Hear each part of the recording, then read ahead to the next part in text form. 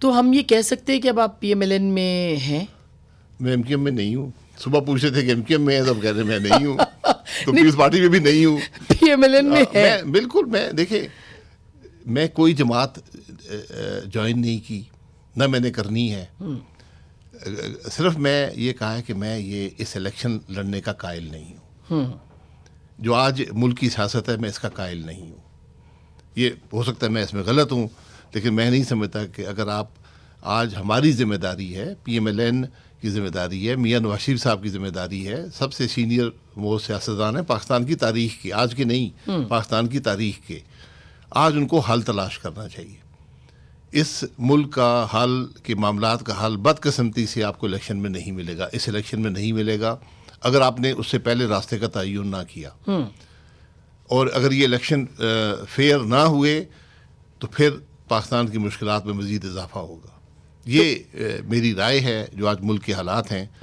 تو آپ کو نہیں لگتا کہ نواز شریف صاحب اب جب آئے ہیں انہوں نے بہت سے لوگوں سے بات کی ہے، بیچ میں ان کی زرداری صاحب سے بھی بات ہوئی ہے یا زرداری صاحب نے ان کو ٹیلی فون کیا اور وہ کسی آج قومی مفاہمت کی، قومی اتفاق رائے کی بات سعد رفیق صاحب کر رہے تھے، آپ سن رہے تھے، تو آپ کو نہیں لگتا کہ کوشش کر سکتے ہیں، وہ ہو سکتی ہے کہ آگے بڑھنے کی؟ اس کے علاوہ راستہ نہیں ہے.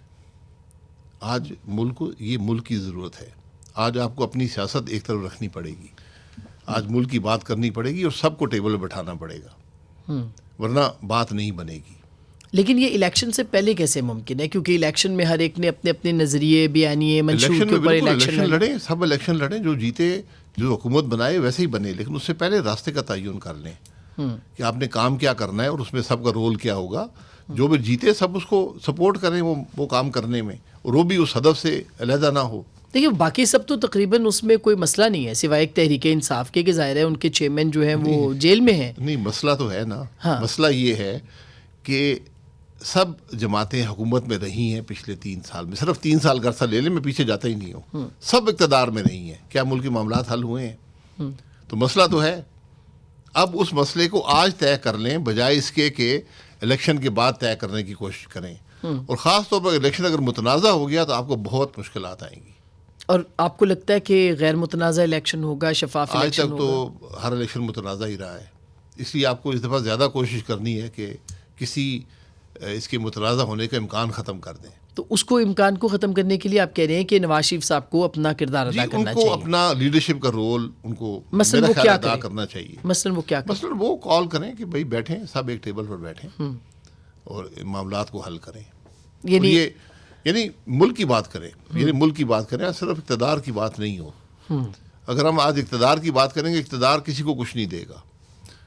اقتدار جو ہے بغیر آگے کے راستہ تعین کرنے کا، اقتدار جو ہے یہ ناکامی کا راستہ. تو یہ کام تو آپ بھی کر سکتے ہیں، آپ بھی سابق وزیر اعظم رہے ہیں، آپ نے ایک جماعت بنانی بھی ہے ابھی، شاید جماعت نہیں بنا رہے. وزیر اعظم رہا نہیں ہوں. ہاں جی. اور خوش قسمتی ابد قسم ساری زندگی رہوں گا. جی سابق وزیر اعظم ہیں، وہ لگ گیا، بات ختم ہو گئی ہے. جی.